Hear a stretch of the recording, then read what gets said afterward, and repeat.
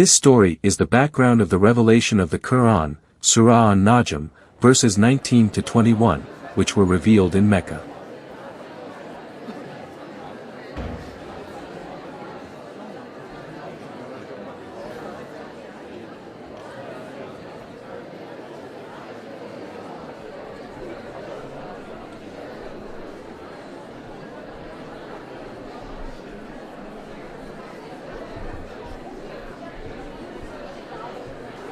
In the past, I can chat with them, worship together with them. But now, we act like enemies. Well, Rasulullah, that may have something to do with the way you pass your divine message to them. Look at them, surrounded by their idols. Why don't they listen to me and worship Allah instead? You used to kiss them too, right?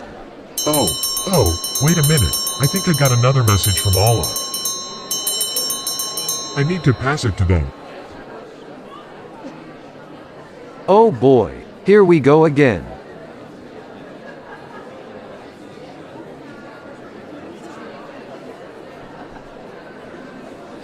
Look who's coming.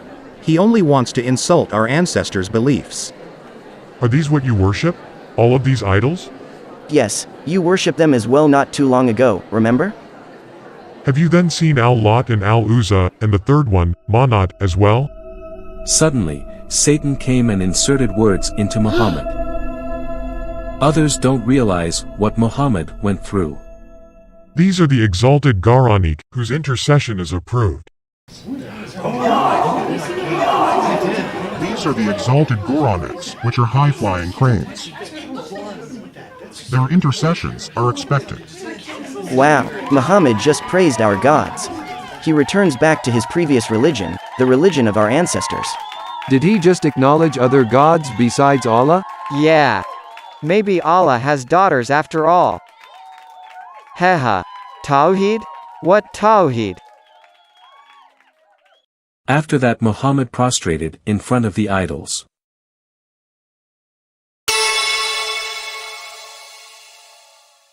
The Meccans joined him in worship.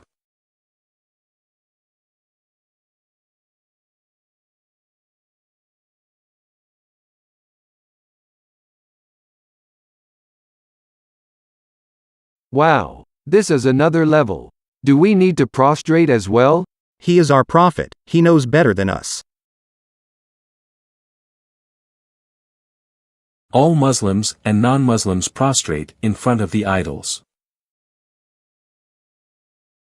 On that day, Muhammad became a mushrikeen or polytheist again.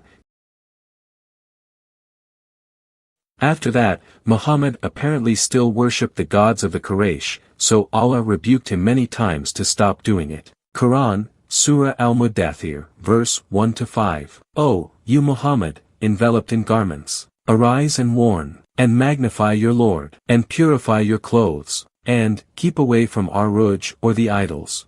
Allah's warning came down because Muhammad was still a polytheist and continued to practice his old habits of worshipping idols and keeping idols in his house, even though he had been appointed as a prophet, and had also received 3 surahs from Allah. Surah Al-Mudaththir is the 4th surah in the Quran. The story about Muhammad keeping idols in his house is mentioned in Sunan Abu Dawud, Nomar 4158. Narrated by Abu Hurairah. The Messenger of Allah said, Jibril came to me and said, I came to you last night and was prevented from entering simply because there were idol statues at the door. For there was a decorated curtain with images on it in the house. And there was a dog in the house. So he ordered me to cut off the head of the idols in the house, the curtain to be cut up, in order to take the dog out. Later on, Jibril came to Muhammad to cancel Muhammad's praise to the goddesses Al-Lat, Al-Uzza, and Al-Manat in Surah An-Najm. But strangely, the cancellation occurred in Surah Al-Hajj, which was revealed in Medina, about 8 years after Muhammad left Mecca. Why wait so long?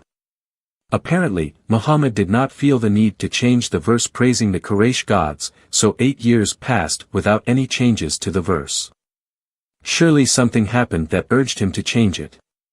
Most likely, his enemies in Medina found the polytheistic verse and they questioned it.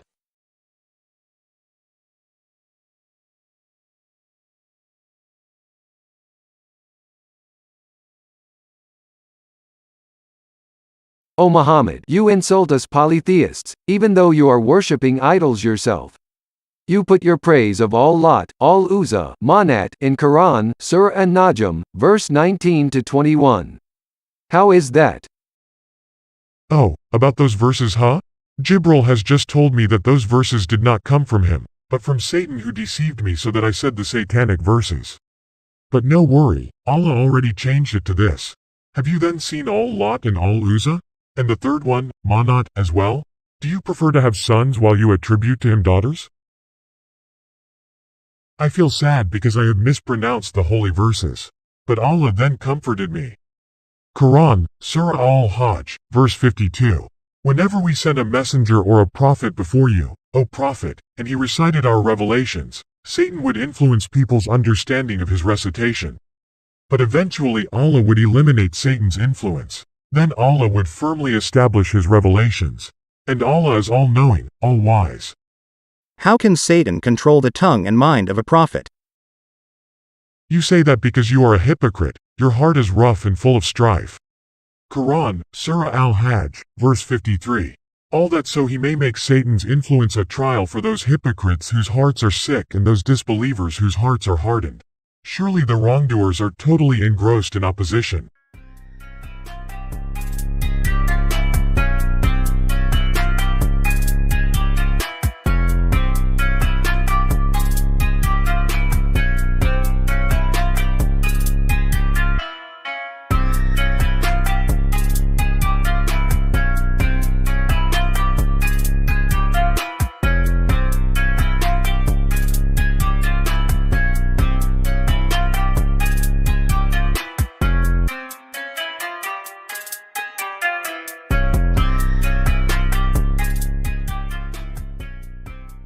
Shirk means associating partners with Allah, or worshipping gods other than Allah. In Islam, it is an unforgivable sin, according to Quran, Surah An-Nisa, verse 48. Indeed, Allah does not forgive association with him, but he forgives what is less than da, for whom he wills, and he who associates others with Allah, has certainly fabricated a tremendous sin. How could the Prophet of Allah be able to commit shirk continuously for 8 years? When he was caught reciting the satanic verses in the Quran, he then insulted those who rebuked him with the Quran, Surah Al-Hajj, verse 53. Muhammad was a mushrik, because he praised and even prostrated to the gods of Quraysh in the Quran, Surah An-Najm, verses 19 to 21. He did sujud to the Quraysh goddesses, sujud, laknatullah. 8 years later, he changed the content of the verse and acknowledged it in the Quran, Surah Al-Hajj, verse 52. If Allah has kept the Quran pure, why did he wait for so long to replace those satanic verses? If Muhammad could be controlled by Satan to recite the satanic verses for 8 years, then what about other verses? How can we be very sure that none of them coming from Satan? Quran, Surah At-Tawbah, verse 17. It is not for the mushrik to maintain the mosques of Allah while they openly profess disbelief. Their deeds are void, and they will be in the fire forever.